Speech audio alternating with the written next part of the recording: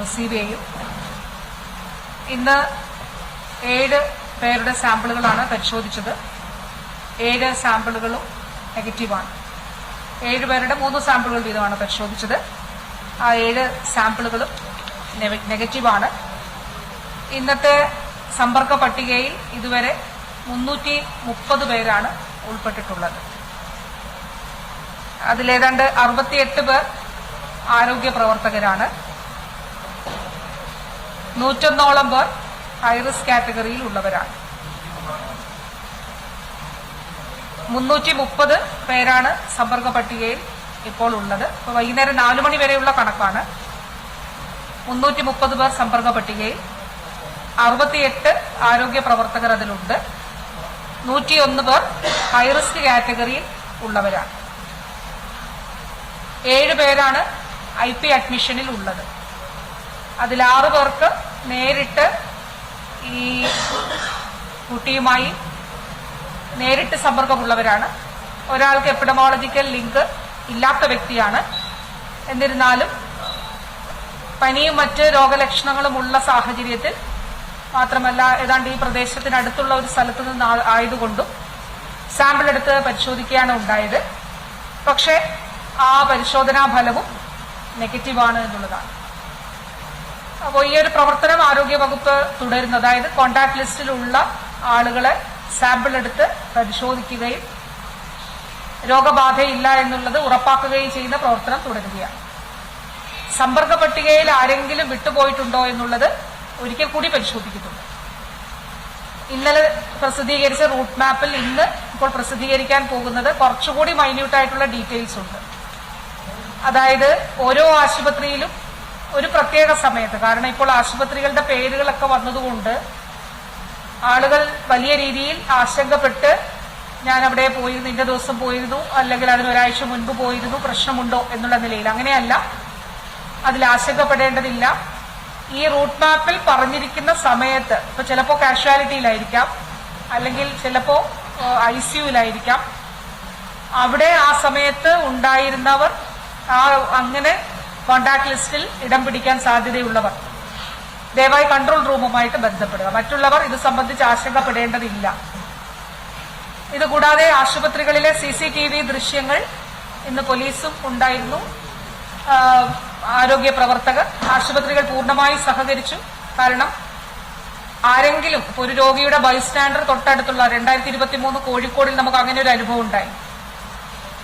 രോഗലക്ഷണങ്ങളോടുകൂടി ഒരാൾ വന്നു, അല്ലെങ്കിൽ ഇങ്ങനെ റിപ്പോർട്ട് ചെയ്തു പ്രാദേശികമായി. പക്ഷെ പ്രഥമ ഇതിൽ ഒരു എപ്പിഡമോളജിക്കൽ ലിങ്കും ഉണ്ടായിരുന്നില്ല.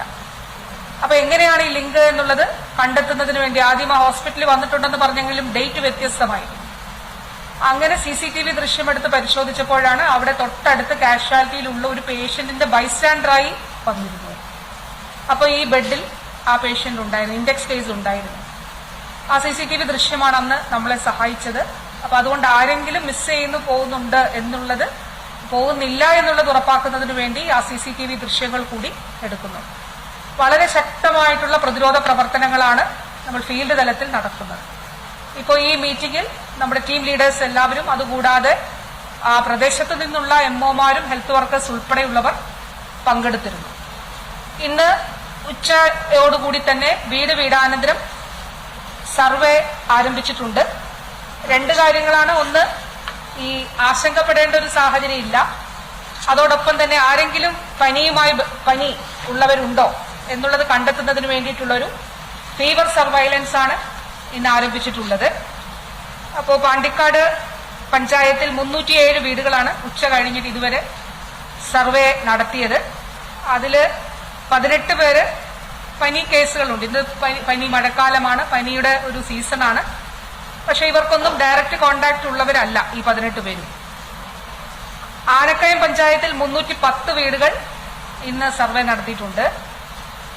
അവിടെ 10 പനി കേസുകൾ റിപ്പോർട്ട് ചെയ്തിട്ടുണ്ട്. അവർക്കും എപ്പിഡമോളജിക്കൽ ലിങ്ക് ഉള്ളവരല്ല. അതുകൂടാതെ ഇന്ന് ഉച്ചയ്ക്ക് മുൻപ് പഞ്ചായത്ത് പ്രസിഡന്റുമാരുമായിട്ട്, അതുപോലെ മുനിസിപ്പാലിറ്റിയുടെ അധ്യക്ഷന്മാരുമായിട്ടും മീറ്റിംഗ് എടുത്തിരുന്നു. ഐസൊലേഷനിൽ കഴിയുന്ന ആളുകൾക്ക് ആവശ്യമായിട്ടുള്ള സഹായങ്ങൾ, ഇപ്പോൾ അവർക്ക് ഭക്ഷണം, മരുന്ന്, മറ്റു കാര്യങ്ങൾ, അത് പഞ്ചായത്തിന്റെ നേതൃത്വത്തിൽ വളണ്ടിയേഴ്സ് ആ കാര്യങ്ങൾ എത്തിച്ചു കൊടുക്കും. അവിടെ മറ്റു മൃഗങ്ങൾ, ഇപ്പോൾ വളർത്തുമൃഗങ്ങളൊക്കെ ഉണ്ടെങ്കിൽ, പശുക്കൾ, അങ്ങനെയുള്ള വളർത്തുമൃഗങ്ങൾ ഉണ്ടെങ്കിൽ അവയ്ക്കുള്ള ആഹാരം കൂടി ക്രമീകരിക്കത്തക്ക നിലയിൽ ഐസൊലേഷനിൽ കഴിയുന്നവർക്ക്, പുറത്തു വന്ന് ഭക്ഷണം വാങ്ങിക്കാൻ കഴിയാത്തവർക്ക്. ഇന്ന് പങ്കെടുത്ത പഞ്ചായത്തുകൾ, മുനിസിപ്പാലിറ്റികൾ പാണ്ടിക്കാട്, ആനക്കയം, അതുപോലെ മഞ്ചേരിയും പെരിന്തൽമണ്ണ മുനിസിപ്പാലിറ്റിയുടെ അധ്യക്ഷന്മാരുൾപ്പെടെയുള്ളവർ, പോരൂർ, കീഴാറ്റൂർ, തുവൂർ എന്നീ പഞ്ചായത്തുകളാണ് ഇന്ന് രാവിലെ ഉച്ചയ്ക്ക് മുൻപ് മീറ്റിംഗിൽ പങ്കെടുത്തത്. ഉച്ച കഴിഞ്ഞിട്ട് IMAയുടെ പ്രതിനിധികൾ, അതോടൊപ്പം പ്രൈവറ്റ് ഹോസ്പിറ്റൽ മാനേജ്മെന്റ് അസോസിയേഷന്റെ പ്രതിനിധികൾ, ഏതാണ്ട് 200ഓളം പേർ പങ്കെടുത്ത ഒരു മീറ്റിംഗ് ഓൺലൈനായിട്ട് വിളിച്ചു ചേർത്തിരുന്നു. അപ്പോൾ അതിലെല്ലാ സഹകരണവും സ്വകാര്യ മേഖലയുടെ സഹകരണം കൂടി ഉറപ്പാക്കിയിട്ടുണ്ട്. അതിൽ പ്രത്യേകമായി ഈ മസ്തിഷ്ക ജ്വരം, ARS, അക്യൂട്ട് റെസ്പിറേറ്ററി സിൻഡ്രോം ഉള്ള കേസുകൾ, അത് സ്വാഭാവികമായിട്ടും അങ്ങനെ രണ്ടും കൂടെ വന്നാൽ നിപ്പ നമ്മൾ പരിശോധിക്കേണ്ടതായിട്ടുണ്ട്.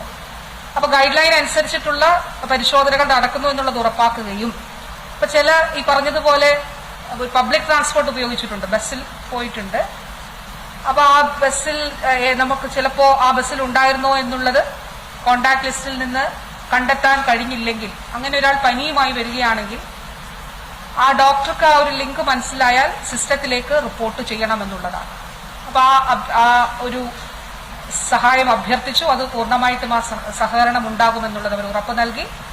അതോടൊപ്പം മസ്തിഷ്ക ജ്വരമുള്ള കേസുകളെല്ലാം തന്നെ ARSഉം എൻകഫലൈറ്റിസും മാത്രമല്ല, എൻകഫലൈറ്റിസ് മാത്രമാണെങ്കിൽ പോലും എന്ത് എന്നുള്ളത് കണ്ടെത്തുന്നതിന് വേണ്ടിയിട്ടുള്ള ഒരു പരിശോധന ഉണ്ടാകണം എന്നുള്ളത് ആ മീറ്റിംഗിൽ പറയുകയുണ്ടായി. അപ്പൊ അതിൽ പൊതുവിൽ അത് അംഗീകരിക്കപ്പെട്ടിട്ടുണ്ട്. നല്ല നിലയിലുള്ള സഹകരണമാണ് അവർ നൽകിയിട്ടുള്ളത്, നല്ല പിന്തുണയും അറിയിച്ചിട്ടുണ്ട്. ഇത് കൂടാതെ ഏറ്റവും പ്രധാനപ്പെട്ട കാര്യം ഈ ആശങ്കയുടെ കാര്യമാണ്. വലിയ രീതിയിൽ ഭയാശങ്കകളുണ്ട്, അത് വേണ്ടതില്ല. ഒരു കാര്യം കൂടിയുണ്ട്, ബാക്കി വിഷയങ്ങൾ ചില സ്കൂളുകളുമായി ബന്ധപ്പെട്ടിട്ടുള്ള കാര്യങ്ങൾ കളക്ടറിന്റെ ഉത്തരവിലൂടെ ആ കാര്യങ്ങൾ അറിയിക്കുന്നതാണ്. നാളെ +2വിന്റെ അലോട്ട്മെന്റ് നടക്കുന്നുണ്ട്. അപ്പൊ നമുക്ക് നമ്മുടെ ഈ കുഞ്ഞുങ്ങൾക്ക് അവസരം നഷ്ടപ്പെടാൻ പാടില്ല. അതുകൊണ്ട് 3 സ്കൂളുകളാണ് ഈ 2 പഞ്ചായത്തുകളിലുമായി +1 അലോട്ട്മെന്റ് നടക്കുന്നതായിട്ട് ഉള്ളത്. ഞാൻ ബഹുമാന്യനായിട്ടുള്ള വിദ്യാഭ്യാസ മന്ത്രിയുമായിട്ട് സംസാരിച്ചിരുന്നു, കളക്ടർ DDയുമായും സംസാരിച്ചു. അതിന്റെ അടിസ്ഥാനത്തിൽ ഈ 3 സ്കൂളുകളിലും നാളെ അലോട്ട്മെന്റ് നടക്കേണ്ടതായിട്ടുണ്ട്.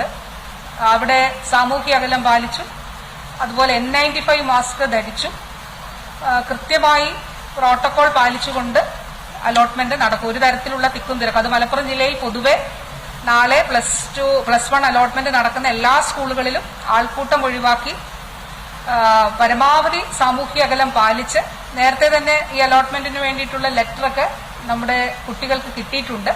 അതിന്റെ അടിസ്ഥാനത്തിൽ കുട്ടിയും രക്ഷിതാവും ഒക്കെ ആയിരിക്കും സ്കൂളിൽ വരിക. അപ്പൊ അവര് ആൾക്കൂട്ടം ഉണ്ടാകാത്ത നിലയിൽ അത് ക്രമീകരിക്കുന്നതിന് വേണ്ടിയിട്ടുള്ള തീരുമാനമാണ് ഉണ്ടായിട്ടുള്ളത്. അത് DD കൂടി ഇതിലിപ്പോൾ സംസാരിച്ചിരുന്നു. ആ രീതിയിലുള്ള ക്രമീകരണമാണ് ചെയ്യേണ്ടത്. ഇനി കോണ്ടാക്ട് ലിസ്റ്റിലുള്ള ആരെങ്കിലും നാളെ അലോട്ട്മെന്റ് പങ്കെടുക്കുന്നുണ്ടെങ്കിൽ, അങ്ങനെ ഉണ്ടെങ്കിൽ ആ മെഡിക്കൽ ഓഫീസറെ അറിയിക്കണം. പാണ്ടിക്കാടും ആനക്കയത്തുള്ള മെഡിക്കൽ ഓഫീസറെ അറിയിച്ചിട്ട് സ്വകാര്യ വാഹനങ്ങളിൽ അവിടെ പോവുകയും നേരത്തെ തന്നെ ഇൻഫോം ചെയ്യുന്നതനുസരിച്ച് അവർക്ക് ആ ഒരു പ്രവേശനത്തിൽ പങ്കെടുക്കുന്നതിനുള്ള ഒരു സാഹചര്യം ഉണ്ടാവുകയും ചെയ്യുക എന്നുള്ളതാണ്. എന്നാൽ ഇതുവരെ ആരും തന്നെ അങ്ങനെ ഉള്ളതായിട്ട് ഇവിടെ റിപ്പോർട്ട് വന്നിട്ടില്ല. ഉണ്ടെങ്കിൽ ഇനി മെഡിക്കൽ ഓഫീസറെ കോണ്ടാക്ട് ലിസ്റ്റിലുള്ളവർ ഉണ്ടെങ്കിൽ, ആ ഒരു പ്രായത്തിലുള്ള ആരും ലിസ്റ്റിൽ ഇതുവരെ ഇല്ല എന്നുള്ളതാണ്. ഇനി അഥവാ വിട്ടുപോയിട്ടുണ്ടെങ്കിൽ ലിസ്റ്റിലുള്ളവരുടെ പ്രായം അല്ലെങ്കിൽ ആ രീതിയിൽ ഉണ്ടെങ്കിൽ അവർക്ക് അറിയിച്ച് അതിൽ പങ്കെടുക്കാൻ കഴിയുന്നതാണ്. ഇപ്പൊ ജില്ലയിൽ പൊതുവെ നാളെ നടക്കുന്ന അലോട്ട്മെന്റിൽ മാസ്ക് ധരിക്കുകയും സാമൂഹ്യ അകലം പാലിക്കുകയും സാനിറ്റൈസർ ഉപയോഗിക്കുകയും രോഗവ്യാപനം ഒഴിവാക്കുന്നതിന് വേണ്ടിയിട്ടുള്ള പ്രത്യേക ക്രമീകരണങ്ങൾ പ്രോട്ടോകോൾ അനുസരിച്ച് പാലിക്കുകയും ചെയ്യുക എന്നുള്ളതാണ്. അതിൽ പോലീസിന്റെ കൂടി ഒരു സഹായം അതിലുണ്ടാകുമെന്നുള്ളത് അറിയിച്ചിട്ടുണ്ട്. അപ്പൊ 7 പേരുടെ സാമ്പിളുകൾ നെഗറ്റീവായി എന്നുള്ളതാണ്. അതിൽ കുറച്ച് കുട്ടികൾ ഉണ്ടായിരുന്നു നേരിട്ട് സമ്പർക്കത്തിൽ ഉള്ളവർ. അപ്പൊ അവരുടെ സാമ്പിൾ നെഗറ്റീവ് ആണെന്നുള്ളത് ആശ്വാസകരമായിട്ടുള്ള ഒരു കാര്യമാണ്. കൂടുതൽ സാമ്പിളുകൾ നമ്മൾ പരിശോധിക്കുന്നുണ്ട്. NIB പൂനെയിൽ നിന്നുള്ള മൊബൈൽ ലാബ് നാളെയോടുകൂടി ഇവിടേക്ക് എത്തുന്നുണ്ട്. അത് അവർക്ക് കോഴിക്കോട് മെഡിക്കൽ കോളേജിലെ മൈക്രോബയോളജി ലാബിന്റെ സഹായം കൂടി ആവശ്യമാണ്. അത് കാരണം ഈ സാമ്പിൾ അവിടെ ട്രീറ്റ് ചെയ്തിട്ടാണ് ഇത് പരിശോധനയ്ക്ക് മൊബൈൽ ലാബിലേക്ക് എടുക്കുക. അതുപോലെ അവിടെ നിന്നുള്ള വേസ്റ്റ് കൃത്യമായിട്ട് അവിടെ പ്രോസസ്സ് ചെയ്യേണ്ടതുമുണ്ട്. അപ്പോൾ ആ രീതിയിൽ കോഴിക്കോട് മെഡിക്കൽ കോളേജിൽ മൈക്രോബയോളജി വിഭാഗത്തിന്റെ പിന്തുണ അവർക്ക് നൽകുന്നുണ്ട്. ഇത്രയും കാര്യങ്ങളാണ് പൊതുവെ പറയാനുള്ളത്. മറ്റൊരു കാര്യം കൂടി, ഈ ഇന്ന് പകലൊക്കെ ഈ ആശങ്ക, ആളുകളുടെ ആശങ്ക അഡ്രസ് ചെയ്യുന്നതിന് വേണ്ടി ഏതാണ്ട് മിക്ക മാധ്യമങ്ങളും നല്ല നിലയിൽ ഉള്ള, അത് വളരെ ഡെമോൺസ്ട്രേറ്റ് ചെയ്ത് തന്നെ മിക്ക മാധ്യമങ്ങളും കാണിക്കുകയുണ്ടായി. അപ്പോൾ ആ രീതിയിൽ ജനങ്ങളുടെ ആശങ്ക അകറ്റുന്നതിനും നല്ല നിലയിൽ ഈ പ്രതിരോധ പ്രവർത്തനങ്ങൾ മുന്നോട്ട് കൊണ്ടുപോകുന്നതിനും സഹായിക്കുന്ന എല്ലാ മാധ്യമ പ്രവർത്തകരോടും നന്ദി ഈ അവസരത്തിൽ അറിയിക്കാം. അതെ, നമ്മൾ റിപ്പീറ്റ് ചെയ്യും.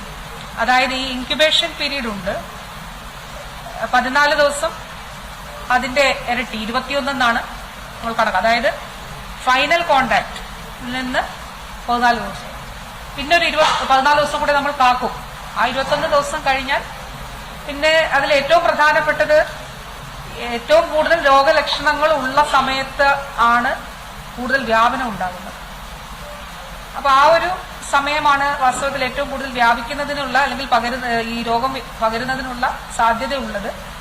അതുകൊണ്ടാണ് ഇതൊരു ശാസ്ത്രീയ അടിസ്ഥാനത്തിൽ തന്നെയാണ് ഈ കോണ്ടാക്ട് ലിസ്റ്റ്. നമ്മളിപ്പോ സാമ്പിൾ എടുക്കുന്നത് തന്നെ ആദ്യം എടുക്കുന്നത് രോഗലക്ഷണങ്ങൾ, ഹൈറിസ്ക് കാറ്റഗറിയിൽ രോഗലക്ഷണങ്ങൾ ഉള്ളവരെയാണ് സാമ്പിൾ എടുക്കുന്നത്.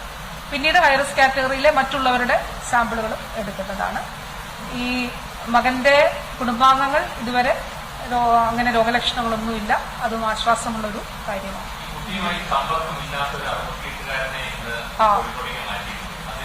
സാമ്പിൾ നെഗറ്റീവാണ്. അതെ, അതാണ് 6+1 ആണ്. 6 പേർ നേരിട്ട് സമ്പർക്കമുള്ളവരും ഈ ഒരാൾ ഒരു സമ്പർക്കവും ഇതുവരെ എസ്റ്റാബ്ലിഷ് ചെയ്യാൻ കഴിഞ്ഞിട്ടില്ലാത്തൊരു വ്യക്തിയുമാണ്. പക്ഷെ അദ്ദേഹം കുറച്ച് 2-3 കിലോമീറ്റർ ഇപ്പുറത്ത് താമസിക്കുന്ന ഒരു വ്യക്തിയാണ്. പക്ഷെ അദ്ദേഹത്തിന്റെ സാമ്പിൾ എടുത്തു, സാമ്പിളും നെഗറ്റീവാണ്.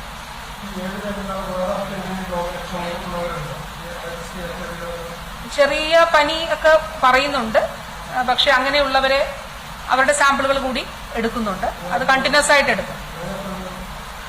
അങ്ങനെ ഒരു 3-4 പേരുണ്ട്. പക്ഷെ അവര് വളരെ തൊണ്ടവേദന, അങ്ങനെ ചെറിയ രീതിയിൽ, അങ്ങനെ ഒരു കാര്യമായ ടെമ്പറേച്ചർ അങ്ങനെയൊന്നുമില്ല. പിന്നെ ഇങ്ങനെ കോണ്ടാക്ട് ലിസ്റ്റിലുണ്ടെന്ന് പറയുമ്പോൾ സ്വാഭാവികമായിട്ട് എനിക്കൊരു അസുഖമുണ്ടോ, തലവേദനയുണ്ടോ എന്നൊക്കെ നമ്മൾ ആരാണെങ്കിലും നമ്മൾ ചിന്തിക്കും, നമ്മളെല്ലാം ചിന്തിക്കും. അപ്പൊ അങ്ങനെ പക്ഷെ സാമ്പിൾ എടുക്കും, എല്ലാവരുടെയും സാമ്പിൾ എടുക്കും. അതില് 7 പേരിൽ 6 പേർ അല്ലേ അവിടെ ഐസൊലേഷനിലുള്ളത്. ഒരാളാണ് കോഴിക്കോടേക്ക് പോയിട്ടുള്ളത്, ബാക്കി ഉള്ളവരെല്ലാം ഇവിടെ തന്നെ 6 പേരുണ്ട്.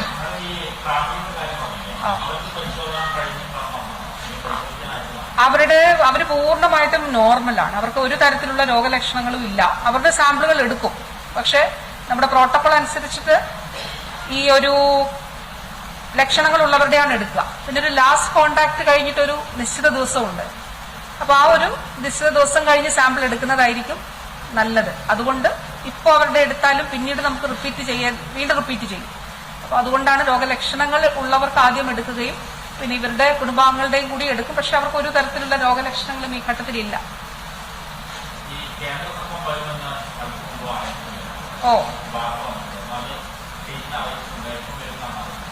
ഞാൻ ഈ മീറ്റിങ്ങുകളിലായിരുന്നോണ്ട് ഞാൻ അറിഞ്ഞിട്ടില്ല. സ്റ്റേറ്റിനെ അറിയിച്ചിട്ടുണ്ടോ എന്നുള്ളത് എനിക്ക് അറിയില്ല. വരട്ടെ, അത് കേന്ദ്ര സംഘം കഴിഞ്ഞ തവണയും നമ്മുടെ ഇവിടെ എത്തിയിരുന്നു. ഈ സ്ഥലങ്ങളിലെല്ലാം പോയി അവർ പരിശോധനകൾ നടത്തിയിരുന്നു. വാസ്തവത്തിൽ നമ്മുടെ ICMR ഈ പഠനങ്ങളിലെല്ലാം നമ്മുടെ ഒപ്പം ഉണ്ടല്ലോ. കാരണം നമ്മുടെ കേരളത്തിൽ നമ്മുടെ നിപ്പയുടെ സോഴ്സ് സംബന്ധിച്ച കാര്യങ്ങളിൽ, അല്ല നിപ്പ വൈറസിന്റെ സോഴ്സ് സംബന്ധിച്ച കാര്യങ്ങളിൽ ജനറ്റിക് സീക്വൻസിംഗ് നടത്തി വവ്വാലുകളിലും മനുഷ്യരിലും ഉള്ളത് ഒരേ വകഭേദമാണെന്നുള്ളത് നമ്മൾ കണ്ടെത്തിയിട്ടുണ്ട്. ഒരു ഇന്ത്യൻ ജീനോടൈപ്പാണ് അത്. ബംഗ്ലാദേശിയൻ സ്ട്രെയിനിന്റെ മറ്റൊരു വകഭേദം, അതിനോട് സാമ്യമുള്ള വകഭേദമാണ്. ലോകത്ത് മറ്റൊരിടത്തും പിന്നീട് ആ ഒരു സ്പിൽ ഓവർ എവിടെ എന്നുള്ളത് കണ്ടുപിടിച്ചിട്ടില്ല. ഇപ്പൊ ബംഗ്ലാദേശിൽ CDC തന്നെയാണ് ചെയ്യുന്നത്. അറ്റ്ലാന്റയിലെ CDC ആണ് അവിടെ മുഴുവൻ പ്രവർത്തനങ്ങളും നടത്തുന്നത്. അവിടെ ഓയിൽ പാം സാപ്പിൽ ഉണ്ട് എന്നുള്ളത് ഒരു അനാലിസിസിലൂടെയാണ് കണ്ടെത്തിയിട്ടുള്ളത്. അല്ലാതെ ആ ഓയിൽ പാം സാപ്പിൽ വൈറസിന്റെ സാന്നിധ്യം കണ്ടെത്തിയിട്ടില്ല. അപ്പൊ ഈ സ്റ്റഡി നമുക്ക് ICMR നേതൃത്വത്തിൽ നടത്തുന്നുണ്ട്. അവരുടെ പേപ്പേഴ്സ് പബ്ലിഷ് ചെയ്തിട്ടുണ്ട്. കേരളം അതിൽ വലിയ രീതിയിൽ പിന്തുണ നൽകിക്കൊണ്ടാണ്, ആരോഗ്യ വകുപ്പ് മായി സഹകരിച്ചുകൊണ്ടാണ് ICMR ഈ പ്രവർത്തനങ്ങൾ നടത്തുന്നത്. ഇപ്പോൾ നമ്മൾ ഒരു കാര്യം കൂടി ചെയ്തിട്ടുണ്ട്. അത് ഈ പഴങ്ങളിലെ വൈറസിന്റെ സാന്നിധ്യം കണ്ടെത്താൻ കഴിയുമോ എന്നുള്ളത്. അത് ലോകത്ത് ഒരിടത്തും നടത്തിയിട്ടില്ലാത്തൊരു കാര്യമാണ്. ആ ഒരു പഠനത്തിനു കൂടി നമ്മളിപ്പോൾ തുടക്കം ഇട്ടിട്ടുണ്ട്. അപ്പോൾ നിപ്പ റിസർച്ചിന് വേണ്ടി പ്രത്യേകമായൊരു സെന്റർ കോഴിക്കോട് ആരംഭിച്ച് കമ്മ്യൂണിറ്റി ഇന്റർവെൻഷൻ തുടർച്ചയായി നടത്തുന്നതിന് വേണ്ടിയിട്ടുള്ള പരിശ്രമമാണ് സംസ്ഥാന സർക്കാർ ചെയ്യുന്നത്.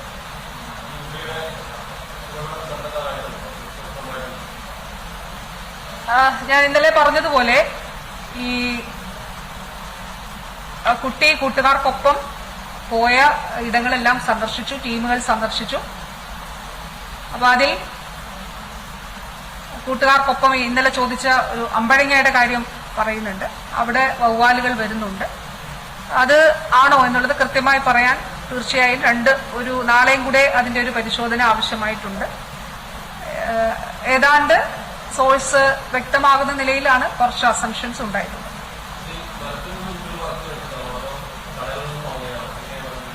മരത്തിൽ നിന്ന്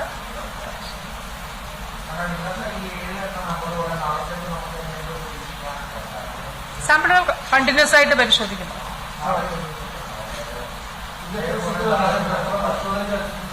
അല്ല, ഇന്നിപ്പോ രാത്രി എടുക്കുന്ന സാമ്പിളുകൾ നാളെ രാവിലെ തന്നെ വെളുപ്പിനെ പോകും. അത് ഏതാണ്ട് ഉച്ചയോടുകൂടി നമുക്ക് റിസൾട്ട്സ് വരും.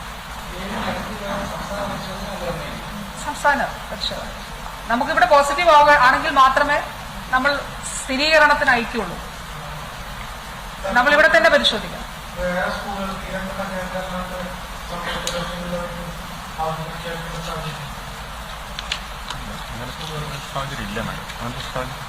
പറഞ്ഞോളൂ. അങ്ങനത്തെ സാഹചര്യം നിലവിലില്ല.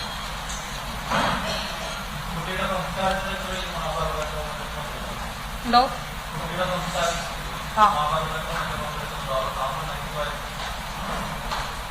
അല്ല, അവരുടെ സാമ്പിളുകൾ എടുത്തിട്ടില്ല. ഞാൻ പറഞ്ഞല്ലോ, ചോദിച്ചല്ലോ എടുത്തിട്ടുണ്ടോ എന്ന്. പ്രോട്ടോകോൾ അനുസരിച്ചിട്ടുള്ള കാര്യങ്ങൾ ഉണ്ടാവും. പ്രോട്ടോകോൾ അനുസരിച്ച് ഇപ്പൊ പ്രോട്ടോകോൾ അനുസരിച്ച്, കാരണം ഇതില് എബോളയുടെ പ്രോട്ടോകോളാണ് രാജ്യാന്തര തലത്തിലുള്ളത്. അതനുസരിച്ചിട്ടുള്ള പ്രവർത്തനങ്ങളാവും, നടപടികളാവും സ്വീകരിക്കുക.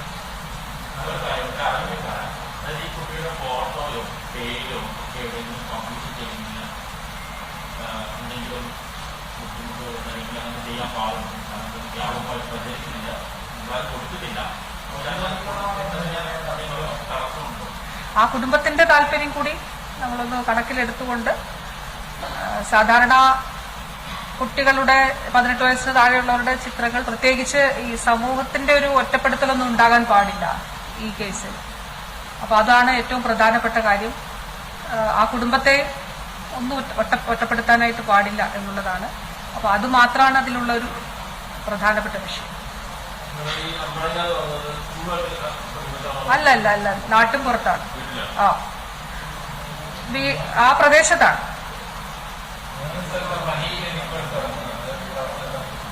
അതെ, പ്രത്യേകമായിട്ട്, അതായത് പനിയുള്ളവർ മറ്റുള്ളവരുമായിട്ട് മിങ്കിൾ ചെയ്യാതിരിക്കാൻ വേണ്ടി പ്രത്യേക നിലമ്പൂരും വണ്ടൂരും കരുവാരും ഈ മൂന്നിടം.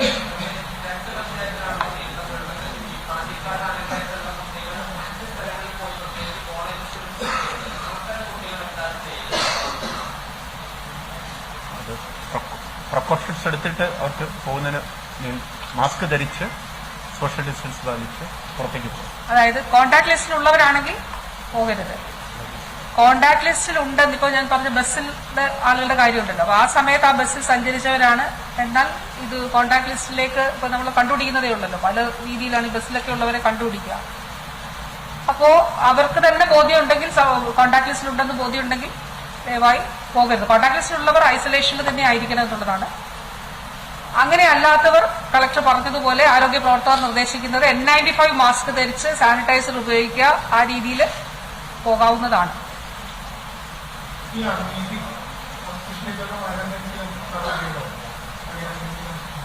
അമീബിക് മെനിഞ്ചോ എൻകഫലൈറ്റിസ് അത് സംബന്ധിച്ച് അപൂർവമായിട്ടുള്ള ഒരു രോഗമാണ്, ലോകത്ത് തന്നെ അപൂർവമാണ്. അപ്പൊ അത് രാജ്യത്ത് അത് ഒരു ഗൈഡ്